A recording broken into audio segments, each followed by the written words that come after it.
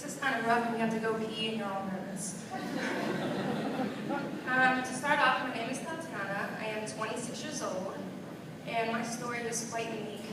I'm not originally from America. I was born in Russia. I was put in a Russian orphanage when I was 6 days old, and I was raised in an orphanage till the age of 20. Now imagine being in a room full of 15 other kids in one room sleeping in the same premises. It was an overworked, underpaid, undercaring staff. So there was a lot of abuse and neglect that I went through before I came to America. So I was adopted by an American family. Their intentions were good. They adopted a little boy named Misha, my little brother. He was 18 months old and he had to have open heart surgery when he came to America. So, sorry, so good. Anyway, so they were all excited to adopt 2 little children and bring them to America.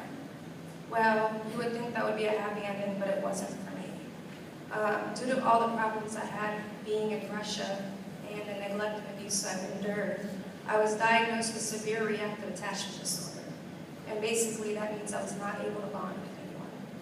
And how can a child bond, first of all, when being taken away from everything she knew, coming to a country where no one, and I mean no one, understood the language. It was a very hard transition, very hard. It took me 2 years to learn English. I refused to bond with the family. I didn't trust them since I was never around them. So I had a lot of problems. And due to their frustrations, things became abusive. So I lived with them until the age of 13.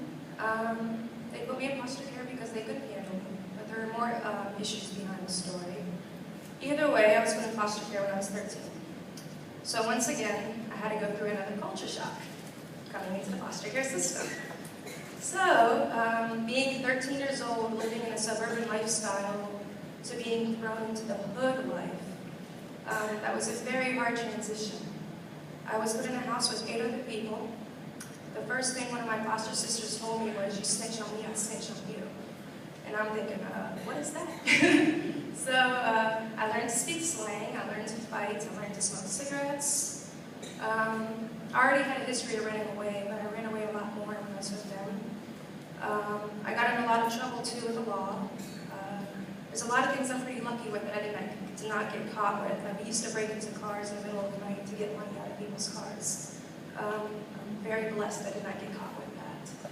So I bounced around in multiple homes, black families, white families, transitional homes, or group homes, residential treatment center. Either way, so I bounced around, so I got to see a lot of life. When I was 13 to 18, I had 18 charges when I was a juvenile. No felonies, but I had 18 charges. So when it was time for me to emancipate, I was terrified, and that was because I was going to be on my own. And it was just very, very hard to know that I was going to be thrown out on my own, having to survive on my own, and I had no relations with the adopted family. And no blood in Cincinnati, obviously. So that was a very hard transition, so I made a vow to myself that I would never get in trouble with the law again. Well, that happened, everything, you know. Didn't get in trouble with the law until this last Sunday. I got pulled over for a speeding ticket, so. Yeah, I was all excited to tell you my record's clean, but I guess not. So, yeah. Especially after leaving Bible group, right? So, either way, I made that vow to myself, and I did not get in trouble with the law. I attempted suicide twice, when I was 18 and when I was 21. I also had a history of self-mutilation. I have scars all down my arm and up my arm, and on my legs. And I have tattoos covering some of them.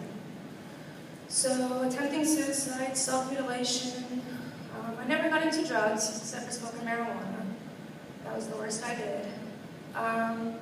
So long story short, when I turned 18 and I was going through this transition, 18, 19, I didn't have any role models. The only thing I learned to depend on was God. And I'm not here to preach to everyone, but God really was my parent. The way you all look at your mother and your father, that's the way I look at God. He was my everything, and He taught me to love His everything.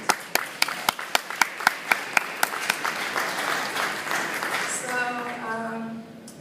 things didn't get better right away, things got a lot worse. I guess I should tell you this too, with my history in foster care, when I'd run away, the lowest moments in my life, including after foster care, I used to prostitute myself so I could have money in my pocket, a place to sleep in when I was running away or when I was homeless. And yeah, I used to hitch rides a lot too. I hated catching the bus. Oh, I hated it. So I'd go to strangers and get rides. Yeah, I was kind of lazy.